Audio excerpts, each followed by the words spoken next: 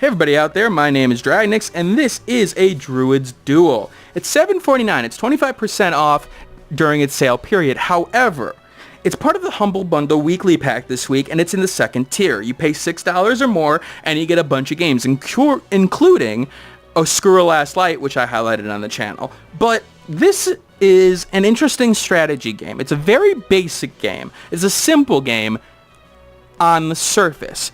But the thing is that even though there's only 4 units, even though those units only have a certain set of abilities, it's very much a strategy type of game in terms of a chess match. And those who are looking for that kind of chess match are going to love a Druid's Duel, and I'm going to show you exactly what I'm talking about. We're going to play this map at this point. I don't like that you can't go back and play the same campaign maps without starting a new one. I think that's a little bit silly on that point. And the story, for example, there isn't really a lot of story. It's just basically you're fighting another Druid set. Alright, so here are our units. Our Druids. Now, the mana that you have and the mana strength is the lifeblood of this game.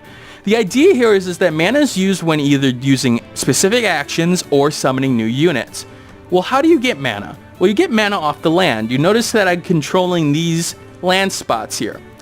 Now, each land spot may have its own value associated to it. For example, the spring land spot, the grass here is only 2 mana, but the fall, this, sort of faded brown here, is 3. The idea here is that when you take land, you grow your mana strength. You could also get little boosts of mana by taking over fairies. Do I want to do that? I'm trying to think of whether or not this is the best option. Yeah, let's do that. Alright, so, like I said, you can transform into animals. So for our basic unit, he has a wolf. The wolf can't attack, but what it can do is take 4 spots in one turn. Very good at getting a huge advantage in terms of mana. Now, I don't get this mana until next turn. So he's going to summon some units. He's going to take over these relics here. He took out that guy. That's fine. Now, he's got the unit advantage, but I've got the mana advantage. And that means that I sort of control how the game is going to go in terms of the fact that, well, I have more to work with at this point. Now, let's take a look here. So these relics, for example, will give me 10 mana a turn. I really do want to try to take that mana from them sooner rather than later. Let's see. He's got 4 archers. That could be problematic if he has the mana to use that. Why? Well, you see, the eagle is probably one of the most powerful units in the game because it could take out any unit from any range. Well, okay, maybe not any range, but most ranges. It's very much a unit that can counteract other powerful units, like, for example, the sort of Beastmaster kind of unit here. Okay, so I want to think about how I want to do this now.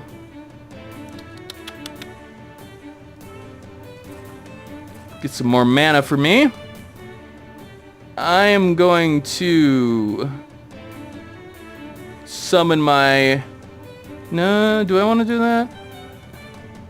Not sure if I want to do that.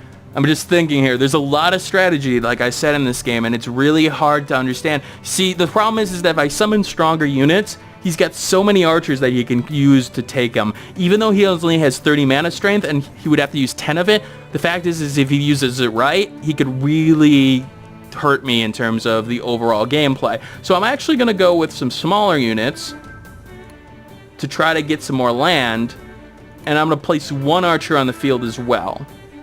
And see how that works out. Now, he summoned some big units. That's actually silly of him right now because he's not in range to attack. Okay, so he's getting more archers. Alright, cool. Alright, so, like I said, archers are probably the most powerful unit in the game. Because not only can you take out enemy units that, you know, are giving you problems, but you can also take areas that may be isolated to other units, especially if that area is not taken over by somebody else at that point. The fact of the matter is, my archer here is in an isolated area where, you know, I could probably take a lot of mana if I can get a certain unit to it in an appropriate time. Now, I can't attack him, and this guy's gonna die, but there's a reason why I'm gonna leave him over there, because I want to summon a wolf so I could take a lot of his mana back. Again, mana strength is the key to this game. It's the ebb and flow of the mana that's really gonna help you in terms of keeping your opponent from doing very, very strong moves. Like, for example, it's 47 to 49. He's got the advantage, but I'm gonna wolf it up. 1, 2, 3, take his relic back. So now he doesn't have that relic, and look at the swing now. It's 64 to 39. That means that if everything stays the same, I get 64 mana next turn. That's huge. All right, we're going to move those guys there. I'm going to summon another archer and one more... Yeah, I'm going to summon one more guardian at this point. Again, there's a lot of strategy on the surface here because, again, if you don't pay attention to things can get really out of control. Like, okay, I shouldn't have done that. Forgot that he could do that, and now I'm in trouble because now he's got a unit advantage, and even though I've got the mana advantage, he's got some pretty big units, and particularly the 2 archers are going to be a problem. All right, let's see here.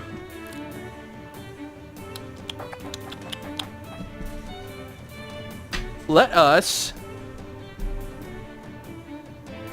Trying to think whether or not burying it up will be a good idea. First, let's take that unit there. Let's get these guys out of here.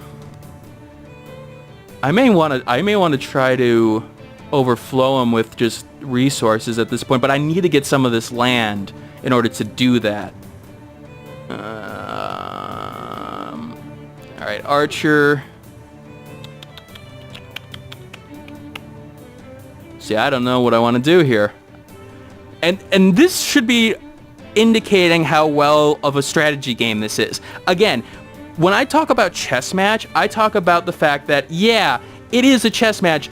You really have to think about every move you make and how you're going to best use your resources to your full advantage. Now, I'm going to place a wayward druid here. Now, this druid's a little bit special because of the fact that he can do things like this. He can remove and add land, and if somebody happens to be on that land, well, tough shit. They're dead. Now, he can only do that once in the first turn. He can do that more in the remaining turns, but he's also very important because he can do this.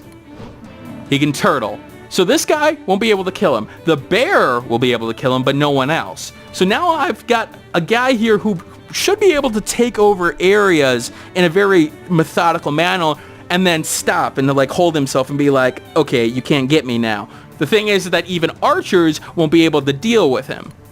All right, let's get some more archers there because of the units that he's got out at this point. Do I want to do that? Actually, I want to just end my turn there because I don't want to put him in range. Well, he's in range now because of the bridge he built. Silly me, but that's all right. All right. I think things are going well at this point. I think we're going to be okay because he doesn't have the mana pools. Like, oh, he got that mana. Okay. That hurt me, but that's fine. We're going to... Oh, see the choice that now I have to make? I either have to kill this unit, but allow him to get the 10 mana, or take the mana in question. Tricky. And that's, again, part of the strength of this game. The fact is that I have to make a huge choice now. Do I take the mana that I know I can get, or basically deny him the mana, or do I go for his unit? Again, a very hard choice because, again, this can turn into 2 of those units. So do I take up 1 now, or do I go for the 2 and avoid him getting that? All right, let us do 1, 2, and then turtle. He's going to do that. Yeah, I'm going to take that unit out because I don't want him being able to do it again. And he'll be able to somebody there, but that's all. Actually, you know what? I don't even need to worry about that. Simple enough. All right, let's get a bigger unit out, and let's get some smaller units to take a little bit more of those guys' area. Like you saw, the bear can actually take out other portions of the map depending on whether or not, you know, he's in bear form or not. Now, he can also smash it with that hammer as well, but I think that ends his turn if that's the case. Alright, so what are the weaknesses of this game? Well, here's the thing.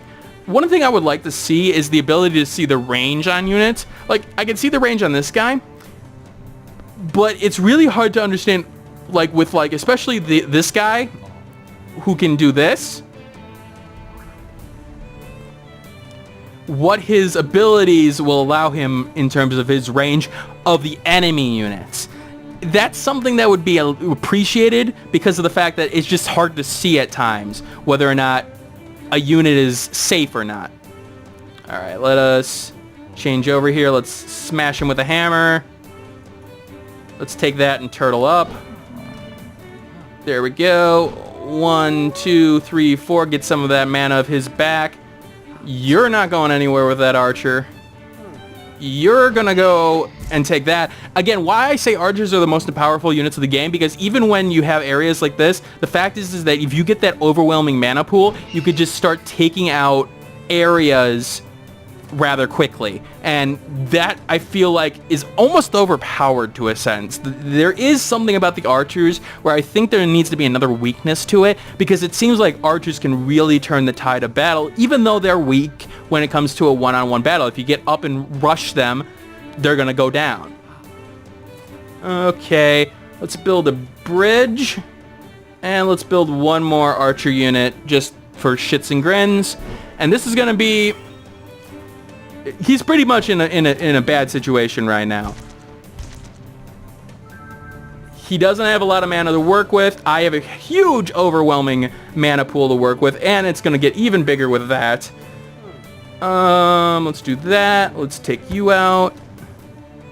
Let's have you take him out. Can I remove that land? I can.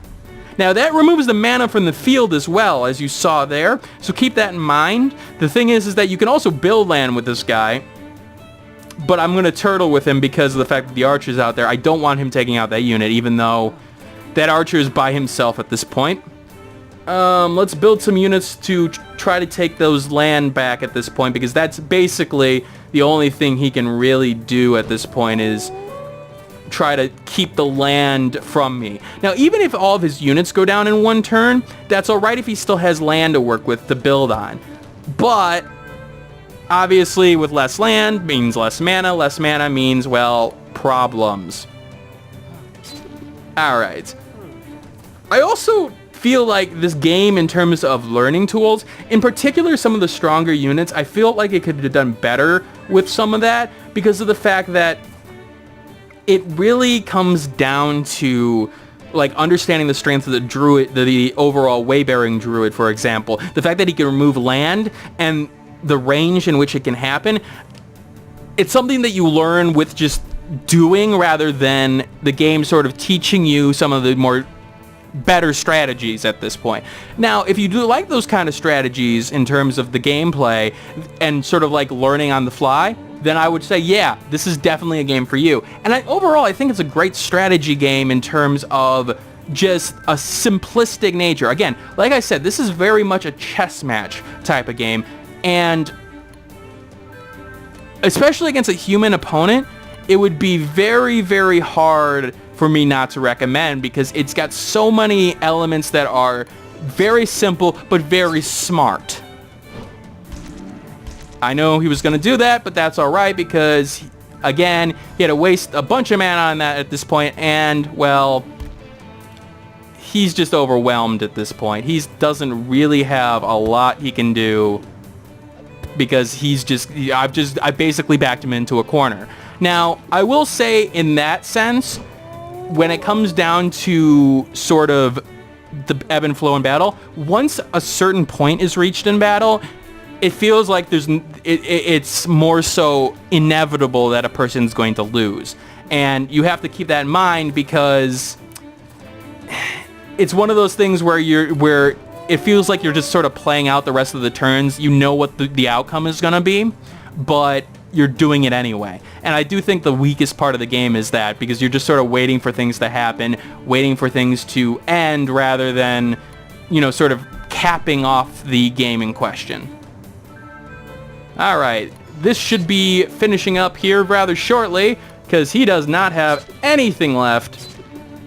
We have to take all of his land, and that's it. That is a Druid's Duel, and it's a very nice strategy game. It's got a cool art style, I think. It's got a unique style to it, but like I said, it's very much a game in which it's a chess match, and I love games that are chess matches, especially when it's simplistic on the surface. The idea of chess, each unit can only do one move. Pretty similar here too. You do have units with more complications, obviously, but it's that complication of, yeah, every unit can take only one hit and die, but the way you use that unit to your best abilities is the strength of this game. And especially with games like A Squirrel Lost Light in the pack, I think this Humble Bundle Weekly is very much a strong pickup at this point, especially with Druid's Duel in there, a very good strategy game for $6. All right, this is Dragnix signing out. I hope you guys have a wonderful day and keep on gaming. Hey, thanks for watching. If you have a chance, leave some feedback and comments below. If you liked the video, hit that like button. And if you want more content like this, hit that subscribe button. This is Dragnix signing off, hoping that gaming brings as much fun to you as it does for me.